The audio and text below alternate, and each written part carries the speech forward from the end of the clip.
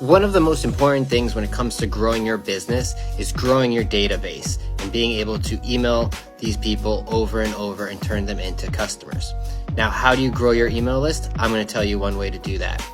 You create an inspiration guide, right? So all of your before and afters from projects that you've done, utilize that to create a guide or brochure that you're able to then market through Facebook ads and get people to opt in to download your inspiration guide. So if you're do kitchen remodeling and you have a bunch of kitchen remodeling projects, you put them all into a guide, you put that out in front of homeowners, and then the people that are downloading it are people that are thinking about possibly upgrading their kitchens because they're downloading an inspiration guide about upgrading their kitchen and the projects that you've done.